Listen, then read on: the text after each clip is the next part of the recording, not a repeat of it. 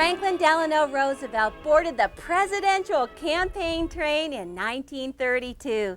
He promised a new deal to the American people in response to getting out of the Great Depression. Well, he ended up serving an unprecedented 4 terms. Those closest to FDR knew how much of his greatness he owed to his wife, Eleanor. Well, she became a symbol of American ideals of democracy and equality.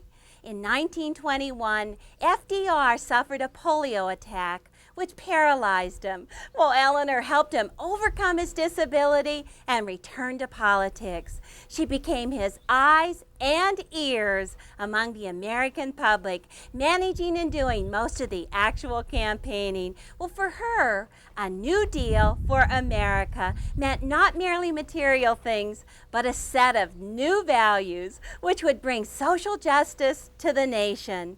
Under her husband's administration, she supervised efforts to clean up slums and help develop low-income housing. No one, she said, can make you feel inferior without your consent. She worked to create jobs for women, while more women were given government posts than ever before. She worked for child labor laws, racial equality, and an 8-hour workday.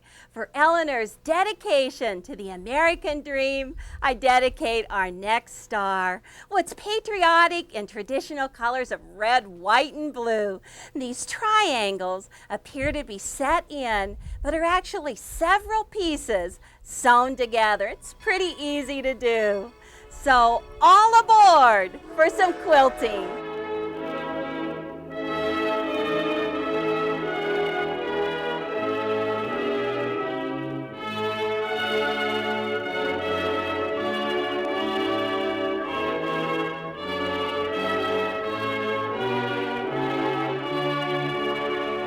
I'm proud to add Eleanor Roosevelt to my gallery of stars. Well, she certainly gave the nation a new concept of a First Lady, and she was later called the First Lady of the World. Now, her star is actually 3 stars in one. Let me show you the places. It starts right here with the center square. Now, the pink is the first star coming off from the center. This is the second star right here, the light blue. And then the third star is those dark points on the outside edges. Ooh, it's a beautiful swirling star.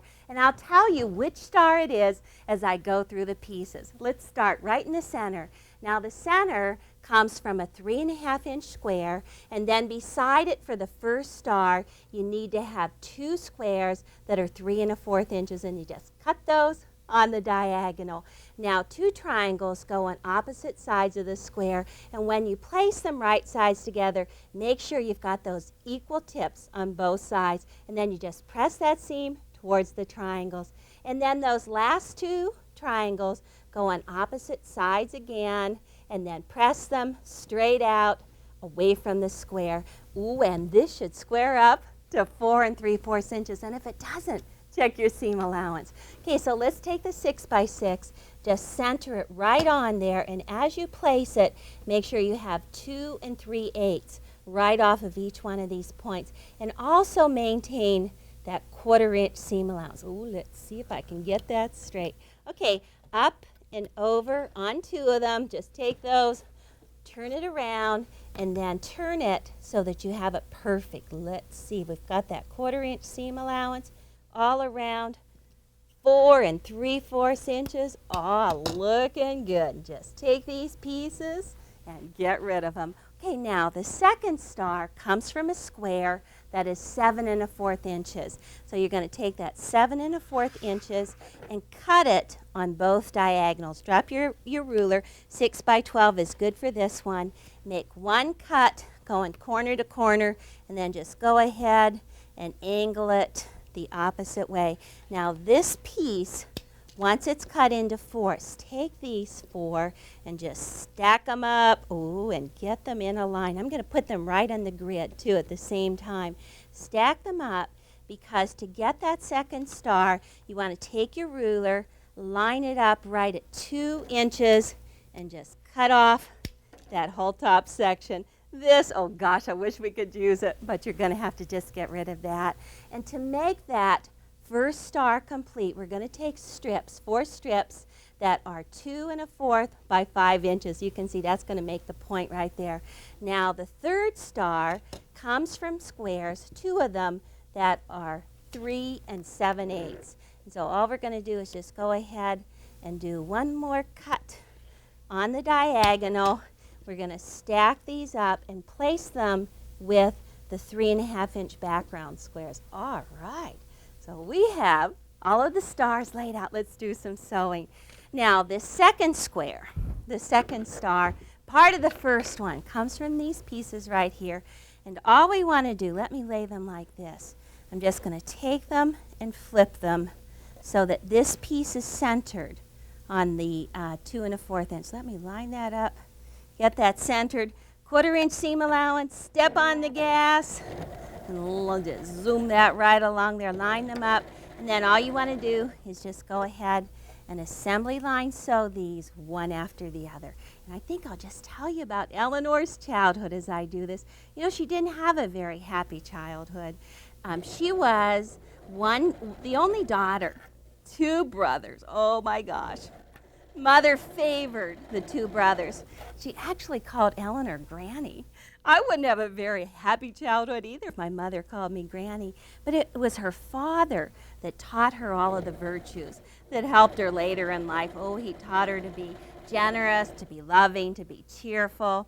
So she really ended up having good relationship for her father, but actually both of her parents were gone by the time she was 10 years old, and her grandmother raised her. Okay, that's it for that part right along there. Now, let me just go ahead with the third star right here and just take this piece, flip it right sides together to a 3 1/2 inch background square, and then just match it up at the top, but make sure you have that tip hanging out right at the bottom. Line that up. Well, as she grew up, she also went to finishing school in England. That really helped shape her. When she came back from finishing school, oh, she met FDR, she met Franklin, and they were married on St. Patrick's Day, 1905, and it was the wedding of the century because she was given away by her uncle, Theodore Roosevelt, who was president at the time, and actually I think he stole some of the scenes at the wedding. And within the next 10 years, Eleanor had 6 children. Can you imagine what a life? She said, oh, I was always going to have a baby or just had a baby. That was pretty fast. Actually, only 5 of them lived. Well, that was some sewing, wasn't it? Okay, now I'm just going to take and press these, and you can decide, because if you press them so that the seams go towards the background, I'm just going to flip them so I'm actually pressing towards the background. If you press them towards the background, you'll have match points. If you press them away from the background, then your seams won't be seen from the other side. That's the 1 star. This is the 3rd star right here. Just move this along right here. And then on this piece, flip it over so that the seams are behind the triangle. Actually, it's not much of a triangle. It's part of a triangle, isn't it? And when you do this, make sure that you avoid these bias edges right along here. Just line them up. All right, got it. What a string. Okay, now just take these pieces, cut them apart, and I want to show you how to square this one up so it looks more like a star. Okay, line it up on the grid, and look for the 45-degree line on your ruler. And I'm just going to line this up right across the bottom so that it's all square and perfect, and just trim this one piece away. And then just flip the ruler, line it up on the opposite side, right along that 45-degree. Make sure you line up that outside edge, and then just take that and trim that away again.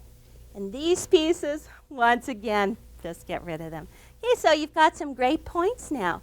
Now, all we're going to do is just go ahead and take them with the second part right here. Let me grab this, and I'll cut these apart. This is the next step. All we want to do is sew assembly line, add this piece right to it. Let me get these all cut apart, And I'll just go ahead, show you how to do one of them. Okay, line that up, flip it right sides together, right up here, line it up so that it matches at the tip,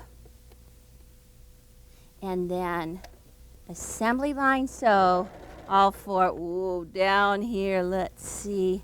And then press that seam however you pressed it. So you're actually going to be making 4 of these, one after the other, all 4, and you can then press the seam either way, behind the background or towards the triangle. Let me just finish these and I'll show you how to sew the block together. The pieces of the puzzle just fall into place. Now each one of these go off of the center square, and the background square is a 7 1/4 inch square that's been cut into 4ths on the diagonals, and those are just going to fit right into place. Now there's one tricky match point, and it's right here. You want to get this point and this point matched together, but the best thing is that there's a little bit of a seam that you can just wiggle in and match together. So just flip the second row right sides together to the first, and then it's into diagonal rows. Let me just grab that first piece. Got a great match point up here from pushing my seams towards the background. Ooh, is that line up? I've really enjoyed making these stars. You know, one thing that is interesting about Eleanor, her name was Eleanor Roosevelt as a child, and when she got married, it was Eleanor Roosevelt again, because she married her cousin. Interesting. Okay, now right here is that point. And the best thing is the way the seams are pushed. This way it's going this direction, this way it's going away. So you can literally line those two up, roll those in, and just wiggle them. I actually think it matches better if you just wiggle your seams instead of putting pins there. Okay, I'm just going to open that up, take a peek at that, hold that flat with a stiletto, and then just sew across it. And make sure you match up the outside edges as you go across. And then one more piece. Just going to add this on, square top right here. As soon as you anchor that, then right down here, make sure you anchor your tips, match your star points with your background. Looking good. Okay, let's just take a look. Maybe I want to look first before I show you. Let's see how that goes together. Okay, that's good. Got that 1/4 inch there. Okay, pretty good. See how that just goes straight across there, lined up, and then down here at the bottom, all joined together. Got that 1/4 inch seam. Perfect. Now, all I need to do is just take this third row and just flip it right sides together, go right down across the same row, and then whenever I go back across the other way, I'm just going to press my seams flat away from that center square. Ooh, and this is going to be one dandy looking star. The Eleanor Roosevelt star has a unique border treatment created by Sue Bouchard, and oh, it is one of my favorites. Now, it's made with flying geese that are both pointing in towards each other, and as they go along the outside edge of the quilt, they're finished off in the corners by more flying geese pointing outward. And Sue also put a folded border just as an accent piece around all of those geese. It's just great. Now, because it's the 1930s, women used quilting as a stress releaser. Sound familiar, doesn't it? And because money was so tight, they also did their quilting out of feed sacks, on the feed sacks. Now, the texture was nubby, old, bright, colorful fabrics. Most of them were very pretty. Some of them were really ugly. Now, they used their feed sacks for all kinds of things, for slips, for nightgowns, for underwear, and they could choose, were they going to take that print out of that feed sack or just leave it in there? Probably a lot of kids got teased on the playground. So I wanted to do my Eleanor Roosevelt stars out of that same bright fabric using reproduction fabrics. Did some bright blues, yellows, greens, and I found something really special. I have all of my stars done, and I was very fortunate to find a Scotty dog, very popular in the 1930s when FDR was president. This little Scotty dog was for Fala, the little dog that ran through the White House. Oh, you could always find teenagers, dogs, and chocolate cake at the White House.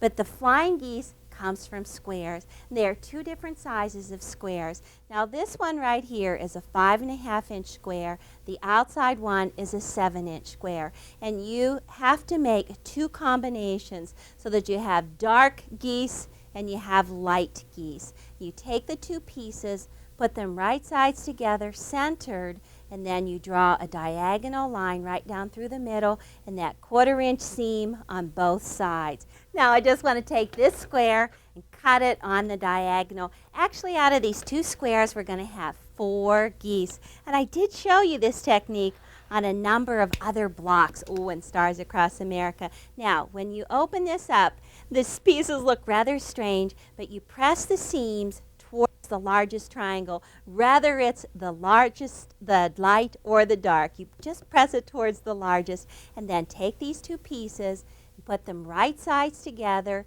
putting the darks in opposite corners like this. And then we're ready to go on. This is exactly what I did right here. Did my sewing already. Another straight line, another sewing on both sides of it, and then just go ahead and take that, cut that on the diagonal. And then when you open it up, then out of this piece, we're going to get 2 geese. You can see. Let me just take the scissors right here, and in between these two seam allowances, all I want to do is just take a little nip. Now, these pieces get pressed. You're just going to go ahead, take them and drop them on the iron, and literally press that seam so that the geese are flat from the back. All right, looking good. Okay, 2 geese just from this square.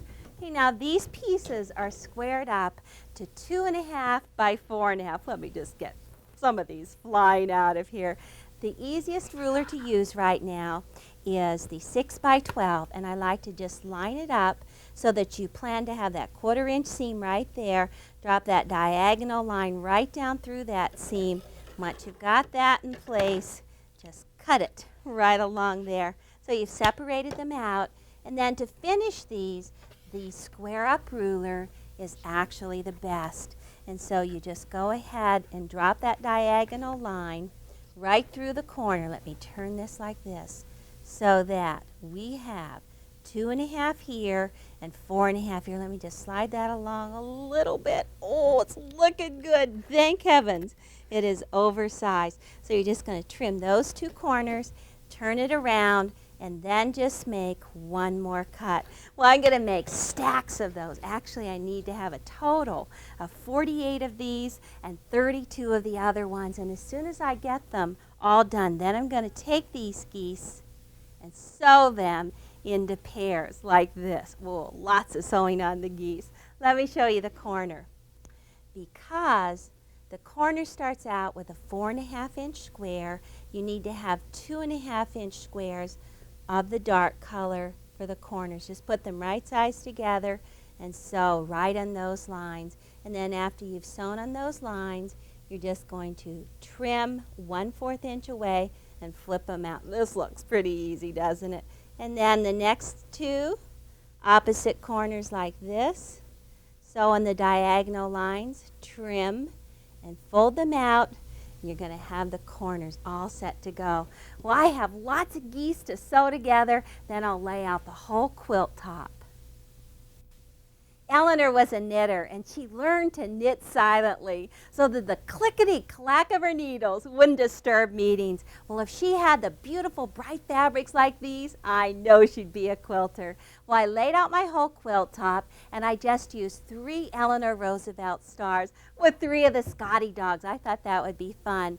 And then I'm going to sew those together with lattice that's 2.5 inches wide, 2.5-inch cornerstones. The whole top is laid out. The first thing you want to do is just sew that whole top together. Now those flying geese borders are a lot of fun. Start out with the top and the bottom. The first thing you need to do is sew pairs of 3 together. Make 4 pairs of 3 and then sew those together with a 2.5-inch spacer in between. This is for the top and the bottom. Ooh, colorful. Now, the sides, sew together 5 pairs first.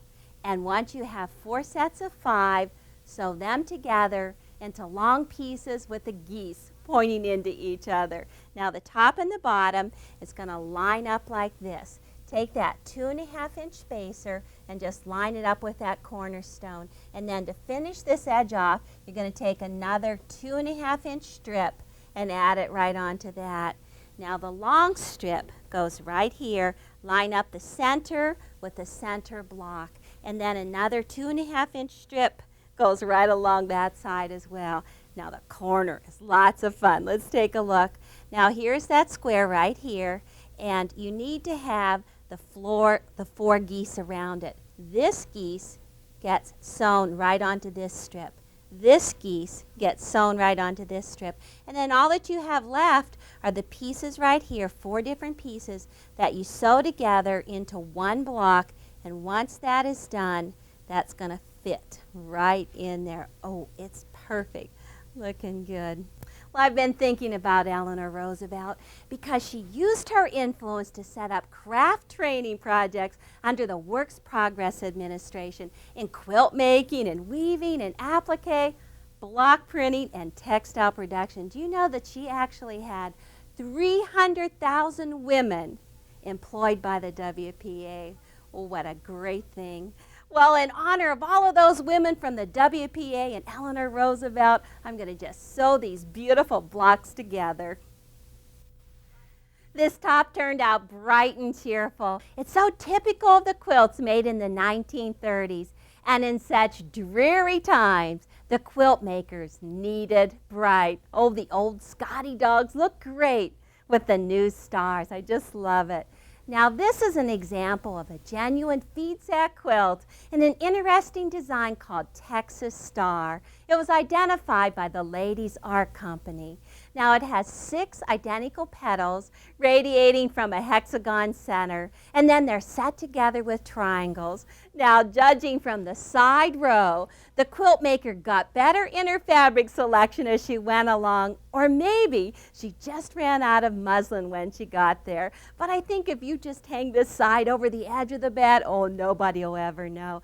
And the border is definitely a make-do treatment, but the turquoise just gives it such a nice festive touch. Now this one, judging from the fabrics, was made over a period of years from a scrap bag because some of the fabrics are from the turn of the century, around the time Eleanor was born, right up to 1933, the year FDR was inaugurated. It's named Hands All Around by Needlecraft magazine, and Aunt Martha called it Captive Beauty, and ooh, it is a beauty.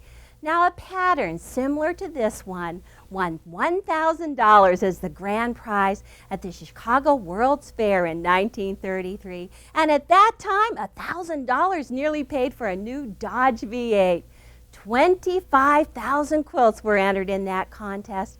One with a portrait of FDR stitched in it, another with an eagle, the symbol of the National Recovery Association. Now the prize-winning quilt was 3 different shades of green. Oh, that was such a popular Depression color. And it was the beautiful trapunto, or stuffed work in the quilting, that made the judges feel it was so special. Now the winner, Margaret Caden, ran a needle workshop with her sisters in Lexington, and it is reported that 4 hired women actually did the work and not Margaret. Each one of the women were poor, and they were just helping support their family for pennies an hour. Later, none of the women shared the public credit or the $1,000 prize. It's a pretty sad story for such a beautiful quilt. Well, Eleanor, a woman who dedicated her life to humanity, was presented with the winning quilt of the century. She was free to keep the quilt or give it away. At that time, laws governing the recording of presidential gifts had not yet been passed. So no records of the quilt exist after 1934. Now, wouldn't it be exciting to find that quilt at a garage sale or an auction? Oh, what a treat. In 1962, Adlai Stevenson said of Eleanor Roosevelt, "What other single human being has touched and transformed the existence of so many? She walked in the slums and ghettos of the world, not on a tour of inspection, but as one who could not feel contentment when others were hungry.